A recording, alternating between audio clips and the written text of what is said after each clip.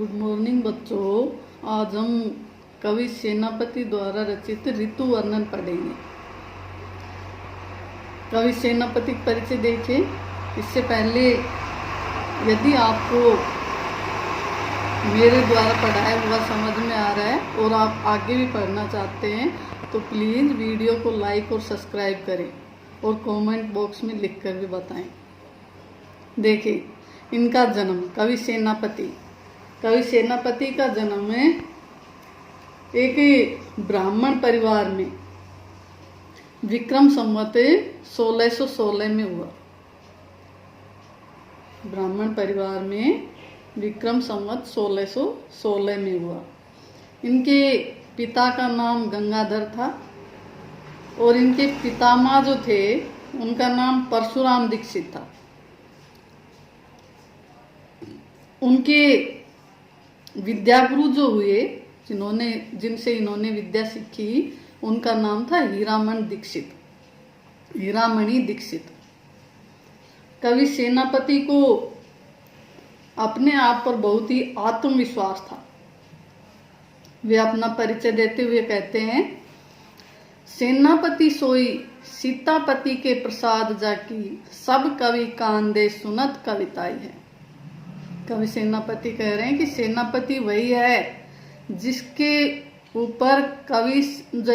ऊपर सीतापति का प्रसाद है, आशीर्वाद है। सीता के पति राम। सेनापति वही है जिनके ऊपर राम का आशीर्वाद है।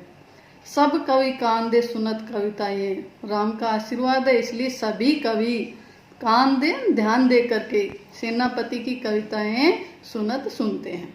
सभी ध्यान से सेनापति की कविताएं सुनते हैं। ये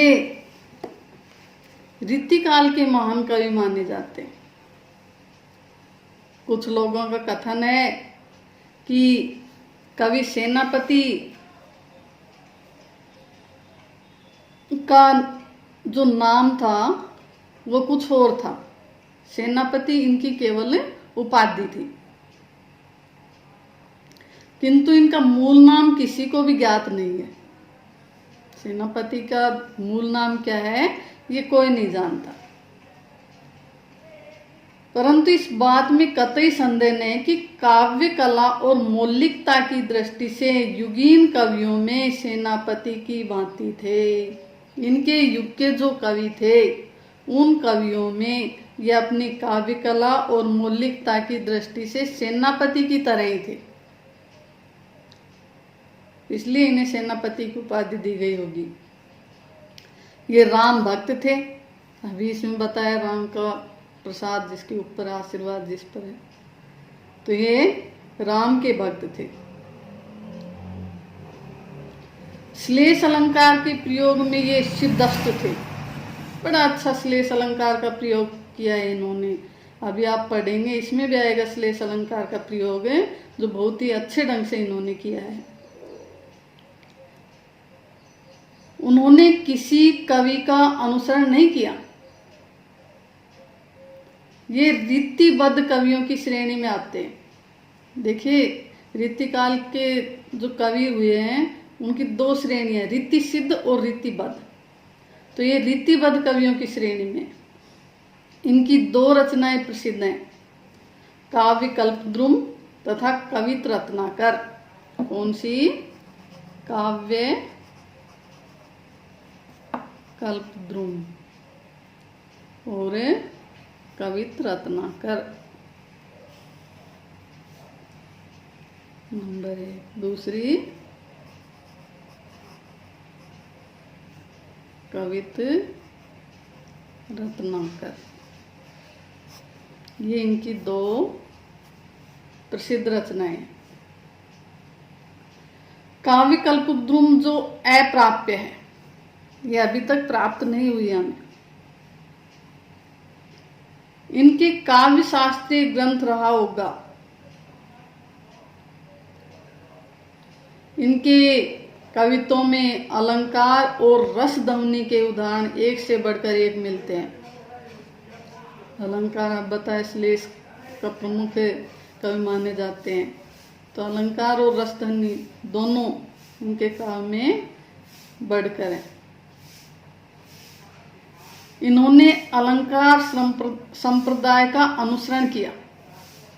सेनापति ब्रज भाषा के कवि रहे हैं।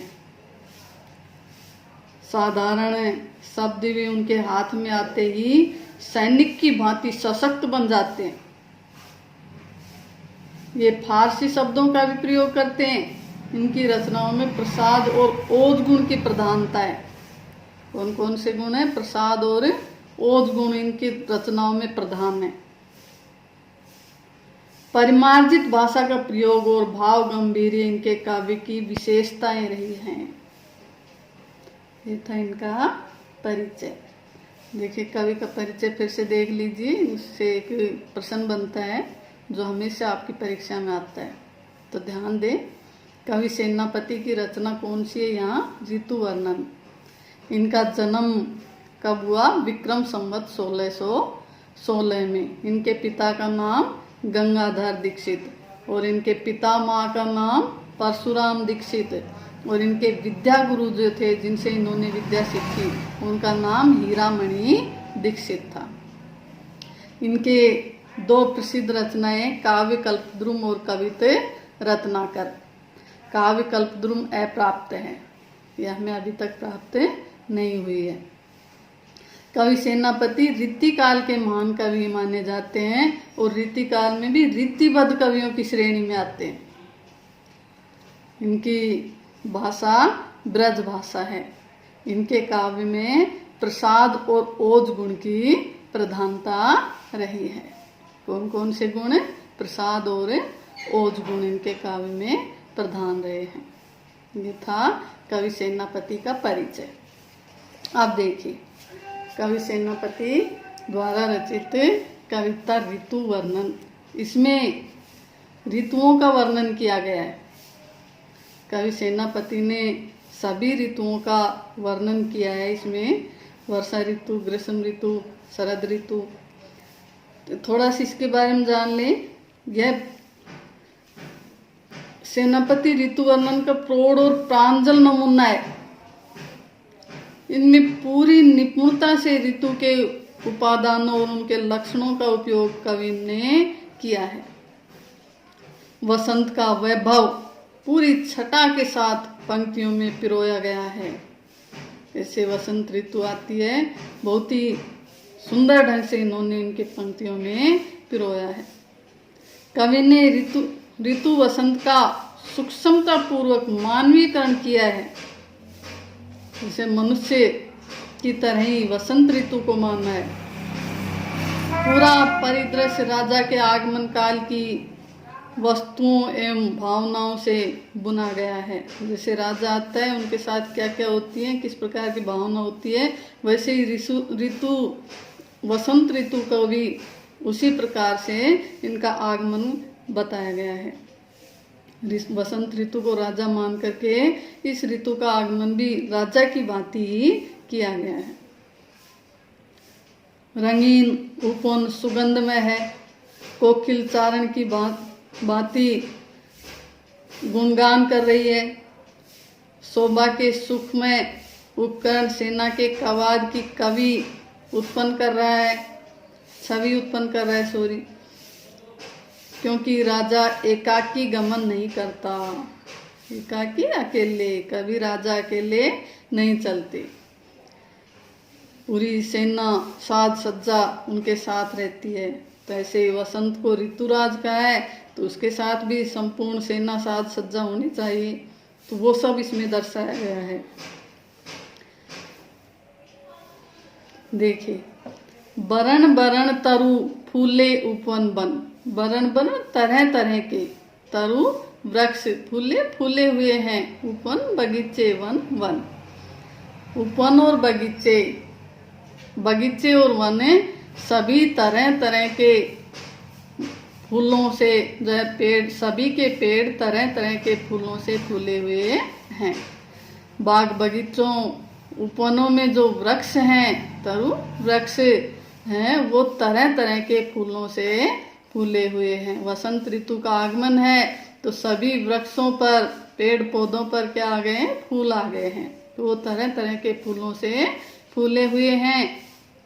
सोई चतुरंग संग दल लहियत है, यही मानो ऋतुराज वसंत की चतुरंगनी सेना संग साथ में लहियत ले रखी है। ऋतुराज वसंत ने मानो यही चतुरंगनी सेना अपने साथ ले रखी है। राजा जब निकलता है तो अपनी चतुरंगनी सेना साथ रखता है। चतुरंगनी सेना जानते, 4 अंग, सेना के 4 अंग होते हैं। वो 4 कौन कौन से? पैदल सैनिक होते हैं, रथ पर सवार सैनिक होते हैं, हाथियों पर सवार सैनिक होते हैं और घोड़ों पर सवार सैनिक होते हैं। ये चतुरंगनी सेना कहलाती है, 4 अंगों वाली सेना।